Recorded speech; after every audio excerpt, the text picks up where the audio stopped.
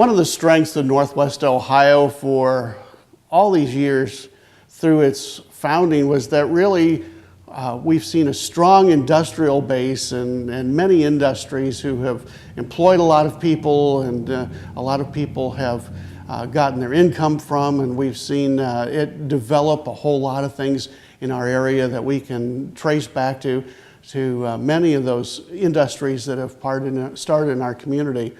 Kevin Maynard is with me today from Bryan. He is a noted historian of this area, and he recently traced back some of Bryan's early industries in a fascinating program that I really enjoy getting a chance to talk to you about, Kevin. It's good to see you. Thank you. When we look at industries in Northwest Ohio, I think one of the things you start with when you go trace back to the very beginnings were things that people needed, and they used the resources that were around here. Things like the tanneries and sawmills and grist mills and asheries that were in that area. Is that what you found? Yeah, I think there's a couple of things at play there, Bill. First, you're right. I mean, settlers were coming out here, and this was really not much more than a sort of a swampy forest when they arrived. And these were farm families primarily that had to then clear the land and convert it, drain it to be able to have the fertile farmland that we have today. But transportation means were primarily by horse or oxen at that time. Very few roads in the early days, and if they were little more than pathways cut through the forest. So it wasn't easy to transport goods in or out of this area. And so initially, when you look at what it was that the settlers needed and wanted, you had some of the resources. For example, most of the earliest settlers, once they cleared their land, they put up a log cabin or a log house. Sure. And so there was a lot of timber resources here. But one of the things that those early settlers often dreamed of was having a wooden frame house instead of a log house. And that was considered a very great step in progress to be able to build wooden frame buildings to replace these early log buildings. And to do that, you needed to have a sawmill. Mm-hmm. And so some of the earliest industries were sawmills to saw that timber, often on a local waterway. Later, steam power came in, and much later then electric power or diesel engines, things like that.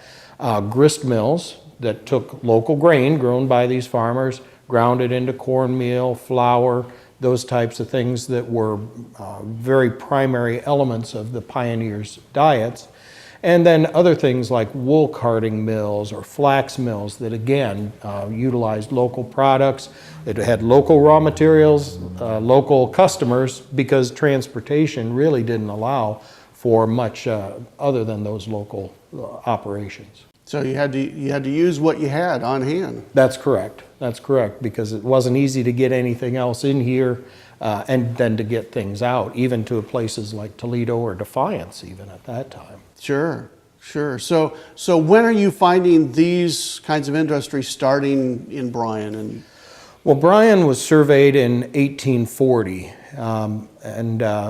There's record of a tannery on South Main Street. Jacob Yaus was the proprietor there as early as 1842.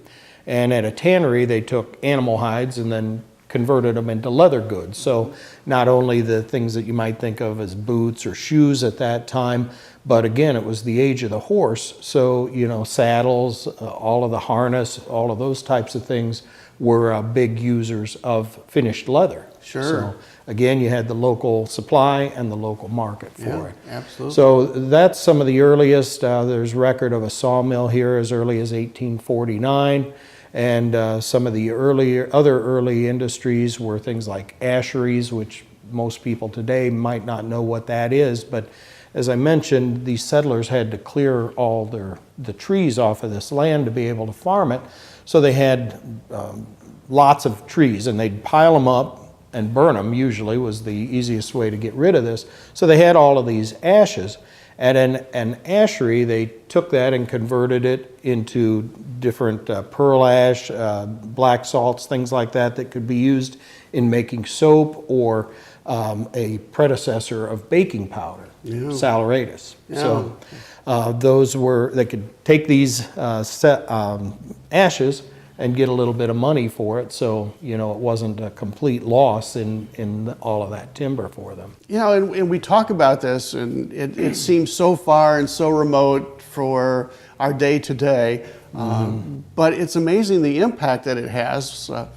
When you talk about a sawmill, for instance, my great-great-grandfather came to this community to work and run a sawmill. Right. And so I have to say, well, you know, one of the reasons I'm here is because he came to do that in an area that needed somebody to do sawmill. Right.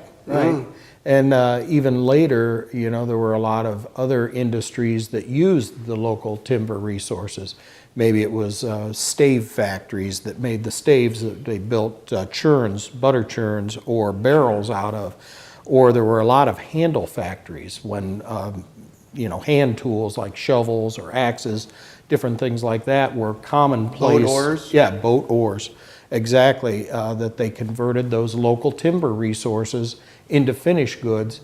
And, you know, the railroad came through Bryan in 1855, so now all of a sudden, look, we can not just market to local people, we can get this to Toledo, and at the port of Toledo, it can go anywhere, either by boat or additionally by rail, to the East Coast if you needed to. So what impact did the railroad have initially? Do you see more industries springing up because they can market their goods? Yeah, there were a couple of things. One was the transportation, and that included raw material. Where the elevator sits on North Main there, or Walnut Street, south of the tracks today, there was an iron foundry there in 1858. So, you know, we don't do any iron mining in Williams County, so how did they manufacture goods there? They had to bring in the raw material, which could be done now by rail, and then they could manufacture iron goods. The Bryan Plow Company was started about 1862 over there on South Beach Street, same sort of thing. They're making plows and other metal agricultural implements. It was an actual foundry, and then they manufactured the finished goods there as well. So they're bringing in the raw material, they're shipping it out.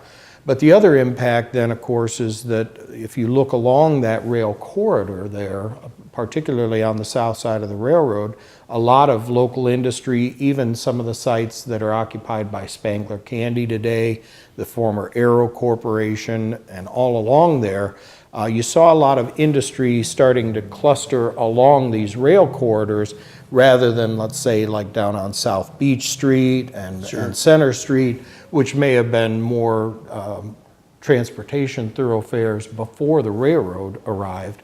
And now you've got a change in where this is located because they want to be close to the railroad to be able to get their raw materials or ship finished goods out. You know, you're talking about the Bryan Plow Company, agriculture. If people were farmers, they were going to need those kind of plows. Tell me about the Plow Company. Well, the Plow Company, again, started about 1860, 62. Robert Park came here. I can't remember, I think from Northeast Ohio, and started the company. They manufactured plows here in Bryan until 1919. So they were here for about 60 years and did a lot of what they called the Bryan Plow, which got a lot of awards, and they sold thousands and thousands of these plows in that time. But I think that as agriculture was starting to get more mechanized, if you look at that time period, 1919, you're starting to see more of the traction engines and the early tractors.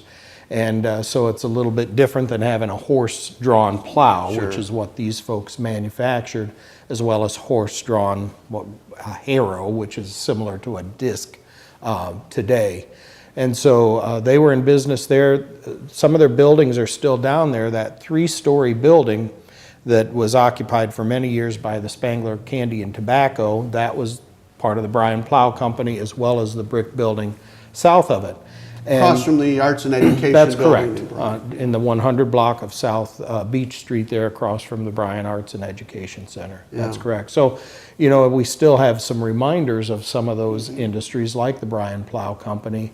And even after the Plow Company went out of business, it was used by a number of other local industries. The Bryan Specialty Company that manufactured school buses and bodies for commercial vehicles. The Delight Manufacturing Company that manufactured washing machines here in Bryan. They used the third floor of that building to assemble washing machines back in the day as well. So it's interesting how some of those buildings got repurposed later.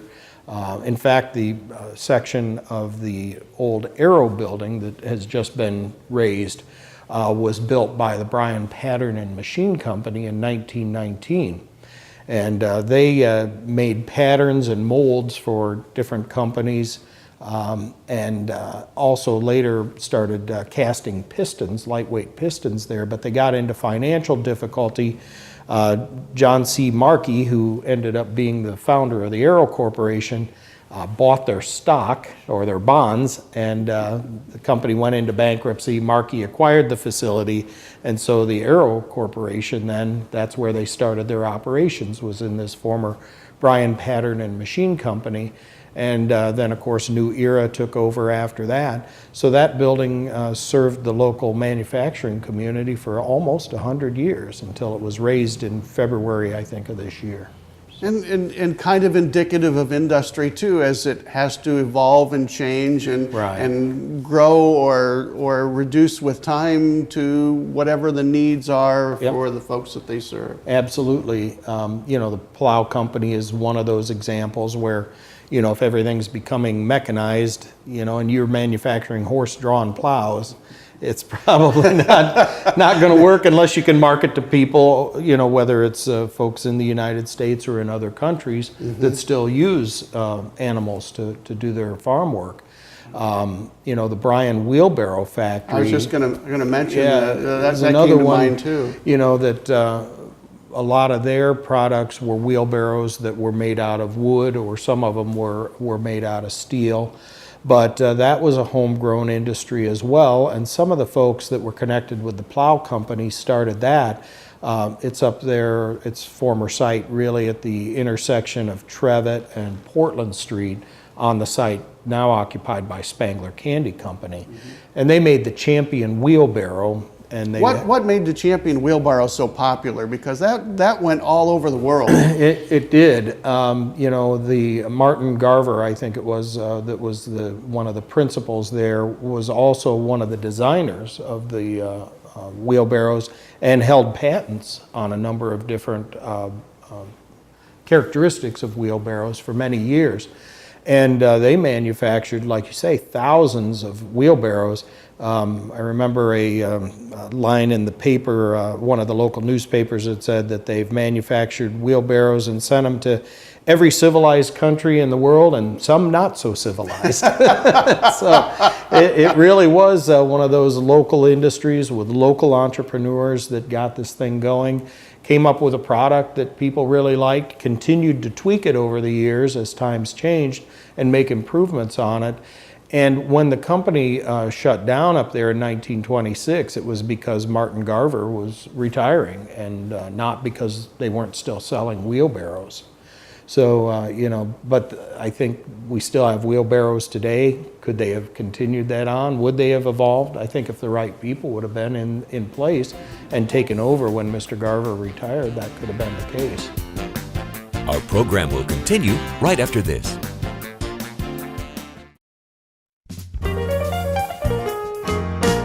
We're continuing our discussion with Kevin Maynard, a local historian here in Bryan, about early Bryan industries, and really a lot of it represents Northwest Ohio as they grew. It just right. depends on sometimes the opportunity you have and the vision somebody has, Right. or somebody has a need and they start making this, and pretty soon it becomes popular in that.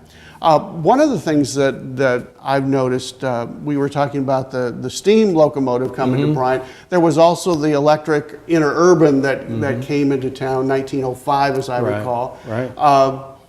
When that happened, one of the things that a lot of the local farmers got to do was send milk into the van camps, or what became Pet Milk.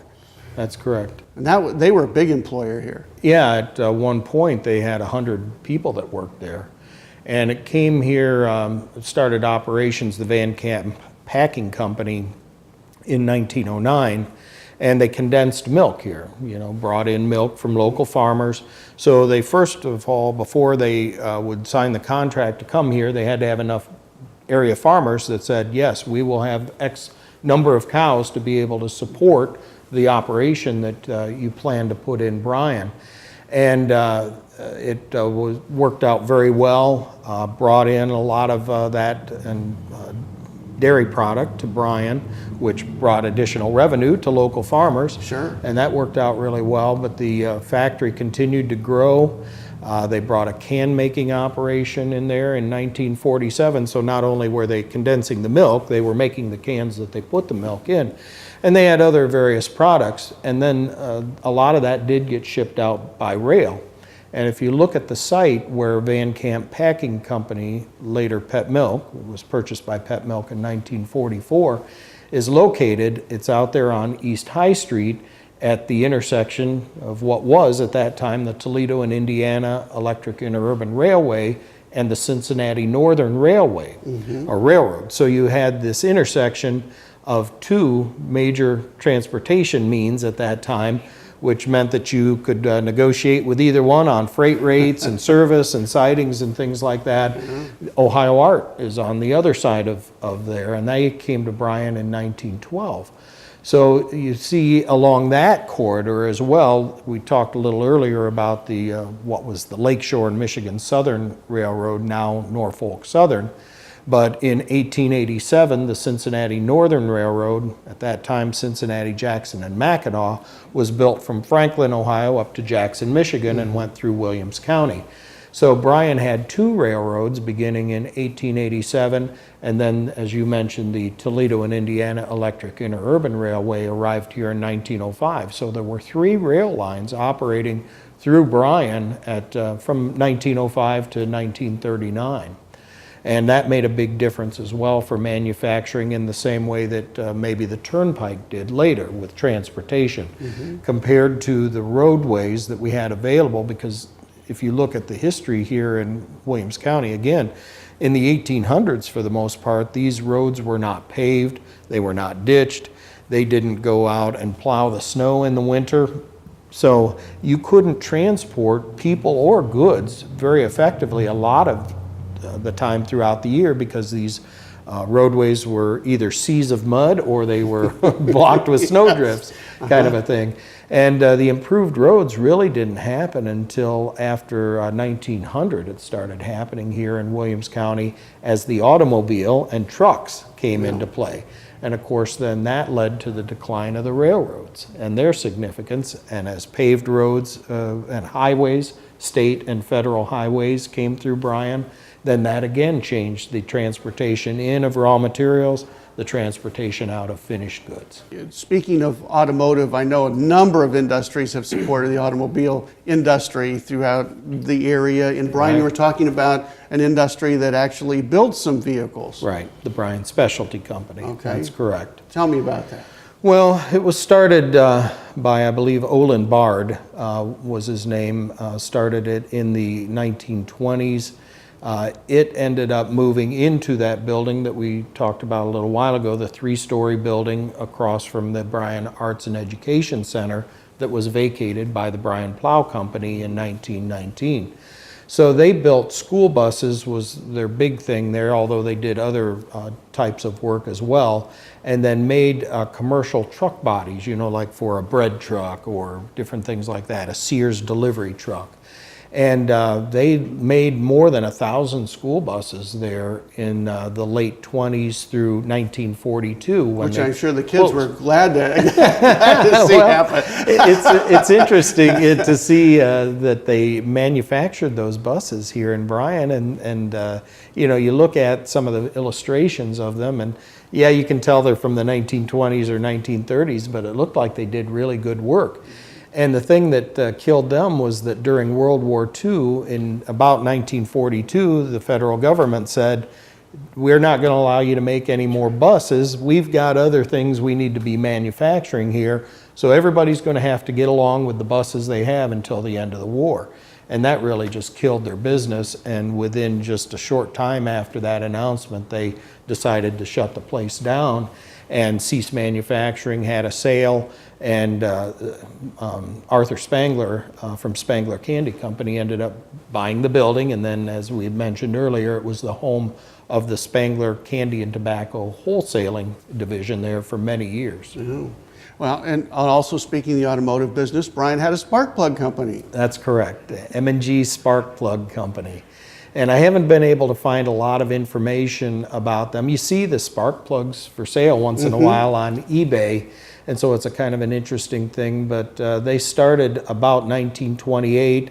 They had a number of different locations on the 200 block of West Butler Street, on North Lynn in the area where Bryan Automotive was for many years, and then in the 200 block there of South Main Street, about in the area where the Sanctuary is now. So they operated until at least, it appears, the mid to late 1940s. One of the founders of the company sold at that time, and I haven't been able to find what happened. They said they were going to continue the manufacture of spark plugs here in the community, and there may be some folks out there that could help us piece together the rest of the story there. You know, this is like being a detective sometimes. You It have is. to track things down, and everything isn't just handed to you. You say, oh, well, this is the way it is. Yeah, it's maybe a combination of detective work and fishing, right? Yeah. You never know if you're going to have a good day or a bad day. Well, that's a great segue, because I was thinking about the ice business and, and ice cream. Right. Well, Bryan, I guess there was an ice business started here in Bryan in 1916 about. And people may say, well, why would you have an ice business? What would you use ice for? But you got to remember, back at that time, most people wouldn't have had a refrigerator. They didn't have them, electric refrigerators. So people would buy ice and put it in an ice box to keep things cool. So Olin Gleason and Ed Frappier built a ice pond up there on the south side of Edgerton Street, west of what would have been the Cincinnati Northern Railroad. The tracks still go through there today. And later they added a artificial ice plant too. So they, in the wintertime, they would cut ice out of this ice pond and store the blocks of ice in a insulated building there, an ice house. And then the rest of the year, they could manufacture ice as well. And they continued using that ice pond. I think the building burned down in the mid-1930s, and so they manufactured ice after that. But as time went by, of course, now you can buy bags of ice lots of different places, but back then that wasn't the case. But in relation to that, they started an ice cream company and manufactured what was known as the Dove ice cream. And they continued manufacturing that here in Bryan until about 1960. And what was going on at that time, that was the rise of the supermarkets. Before that, you had lots of neighborhood groceries, and that was where you got your groceries. But with the rise of the supermarkets, also came the rise of store brands of ice cream, and that was the competition. And they couldn't continue to effectively compete with those store brands. They served an area, you know, in Northwest Ohio and adjacent counties in Michigan and Indiana, and very popular ice cream in this area for many years. I think they started the manufacture of ice cream in the late teens too, I believe prior to 1920, and then ran that business until about 1960. So 40 years or so we made ice cream here in town. Well, ice cream seems to be pretty popular. It's still pretty popular. It's never gone out of style. No, it doesn't. Yeah. We sure do seem to like it. Yeah. The industries, you know, as we talk about this, you know, and I'm saying one of the reasons that I might even be around this area is because somebody moved up into this area because of that. Industries are so important to the way we live, and this is an important subject for you too. It is. It's fascinating to me because I always thought, you know, I grew up around here, and it always was interesting to me that we had so much industry here. and some things, you know, that were worldwide recognition, you know, Spangler Candy, Ohio Art, different things like that. And the reason for the program that I kind of put together was I started thinking about what were the reasons, what's special about Bryan? Maybe it's not, but it seems to me that it is, that we've had a lot of entrepreneurial spirit here, people that came up with great ideas and were able to put them into effect here to establish these manufacturing operations that many times were in business 25, 50, 75, 100 years or more. We've got a number of those local industries that are more than 100 years old, and even Nostrum Laboratories down here on Mulberry and Trevitt Streets. That was started as the Paul B. Elder Company in 1923, so they'll be celebrating 100 years here in Bryan very soon, just in a few years. And the water supply around here too is fantastic. You know, it requires very little treatment. You can virtually poke a hole in the ground just about anywhere in Williams County except in the southeast corner, City, yes. and find good quality water that doesn't, it's hard, so you know, if you're going to boil it or something, then you got to deal with the hardness, but otherwise, you know, you can utilize it with very little treatment. So I think all of those things were a big help in trying to grow this. I've mentioned your role is in history and understanding all of that. And you also have a role as Director of Utilities That's here correct. too. That's so correct. you see this firsthand as well. I do, and that's part of my interest as well. It's fascinating to me to be able to, I love to see how things get made, maybe is the best way to describe it. So over the last year or so, we've went and met with most of our large employers, about 20 of them here in town. And generally they will take us on a tour, which I love seeing how they do things here. And the ingenuity that people have to turn out these finished products from these raw materials, it's just amazing to me. The technology, the ingenuity. And so, yeah, that's part of what got me thinking about this program is how is it that, you know, we've had so much success in this community and where did it come from? You know, how did it develop to what it is today? And I'm still putting some of the pieces together, as you can see, but those are some of the common themes or threads I see when we look back over the last 175 years or so here in Bryan. Sure. Well, we certainly hope there's another strong 175 years ahead of us and beyond. So thank you, Kevin, for joining us. Thank you. Very interesting program. Good to hear about some of the products and businesses that we remember and we'll be now making history that'll go forward, and someday someone will look back and say, wow, that was great what they did. We hope you enjoyed it today too.